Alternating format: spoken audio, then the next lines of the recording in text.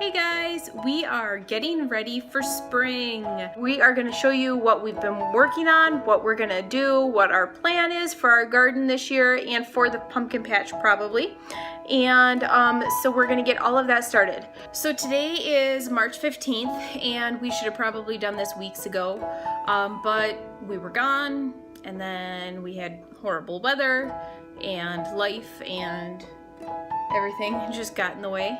So we are running a little bit behind. We won't be doing our pumpkins until the first ones will be the beginning of May.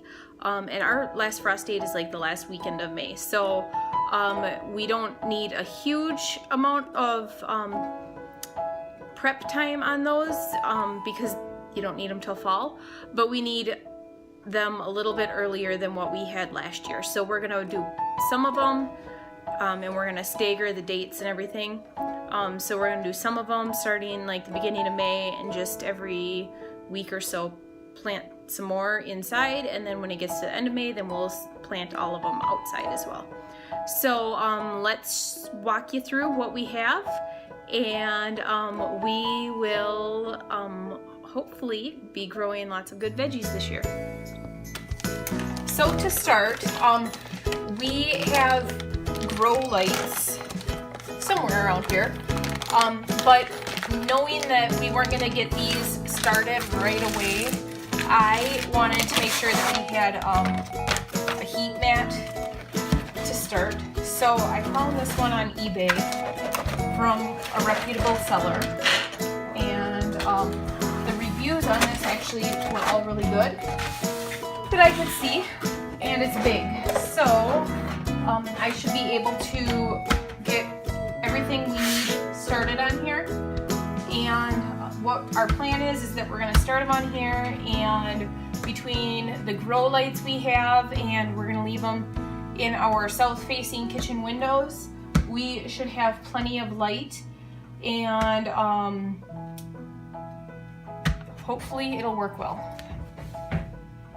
My plan was that I was going to order the really cool seed blockers where you press the dirt into like the square mold thing, and then it has the little divot on top, and I was going to order like the whole set so that for pumpkins you're not touching the roots because they're kind of picky and everything. And time just got away from me, and so I ended up, these were on sale at our local feed store, so I picked up these guys, and I'm not too concerned about them because they'll keep the roots pretty safe. In fact, these won't be what I need for the pumpkins. I'll need bigger ones, but it'll work for what we're doing. And then my mom picked this up for me so that I can start some seeds for her. So we have the tray with the peat, the square peat thing, square peat pots. So we have all of that going, so we're going to get as many of these seeds started today as possible. So the plan is that we're going to get these planted here, and then once they're planted, we are going to take and we're going to put them over in this little nook off of the side of our kitchen, because it's got windows, but they aren't going to get direct sunlight, so it'll be pretty shaded, and we're going to set them on the heat mat there. Then once they germinate, we're going to move them back over here so that they get lots of sunlight, and then we can go from there.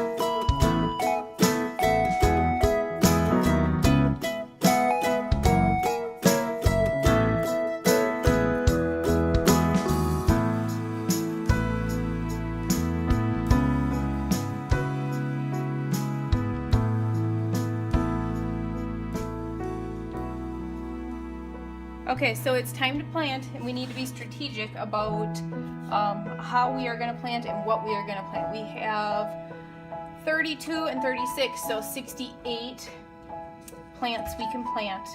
And some of them are going to my mom's, some of them are gonna stay here. Like, theoretically, we don't need 68 plants. But, you know, you got the seeds, you might as well. I would love to be able to can or freeze, like make spaghetti sauce for the year and freeze or can. I would love to be able to make some pickles.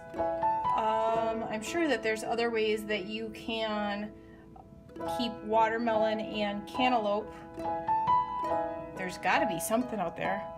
If you guys have any ideas, let me know. Because that's something that we really miss in the winter is fresh fruit. Where we're at, it's so expensive to buy from the grocery store. So fresh fruit is kind of like a luxury item for us. We get from our local gas station chain, we get apples and bananas for really cheap, but the actual like melons and strawberries and that kind of stuff is so expensive in our area. So we go strawberry picking every summer, and we stock up and we clean them and we freeze them. So that gives us strawberries for the year. But yeah, if you have any ideas on how to keep other fruits, that would be great. So I'm not quite sure the easiest way to keep the tomatoes separate and marked. It's not like it's a big deal if like we get the Brad's Atomic, right? Cosmic tomatoes mixed up with another type. We don't really care, but I really would like to know what they are, especially when you have colored tomatoes and you don't quite necessarily know if you need to let them ripen just a little bit longer or not. So for me, tomatoes are huge in trying to keep them separate. Shouldn't be, but it's just as weird. So this is what we've kind of decided on. We are going to we have 3 trays here.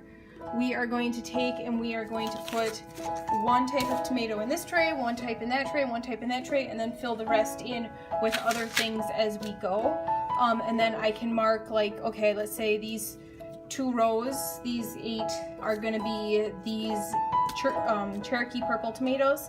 And then that way I know that the tomatoes in this one are going to be Cherokee purple, because it is nice to know if they are red, not to pick them. You need to let them be purple.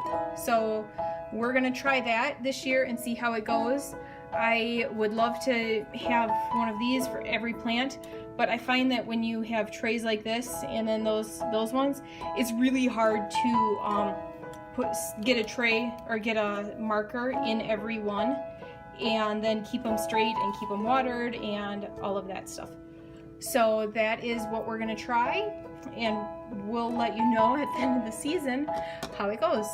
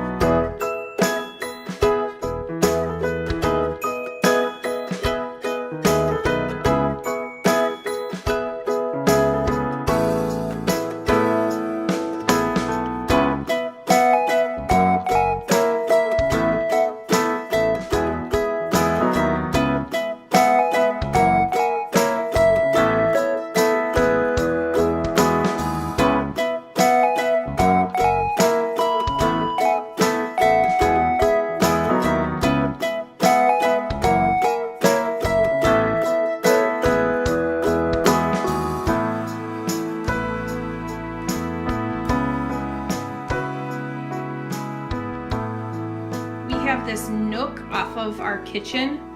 And we lately have been pushing this bench here because of the heater. It's a nice place for the kids to sit and read a book and all that kind of stuff. But what we did is we took our dog kennel panel and laid it so that the germination mat wasn't on the wood floor. And then we just set the kits on top of the germination mat. Obviously it's working because you can see they're all steamed up. And so we will turn the light off here.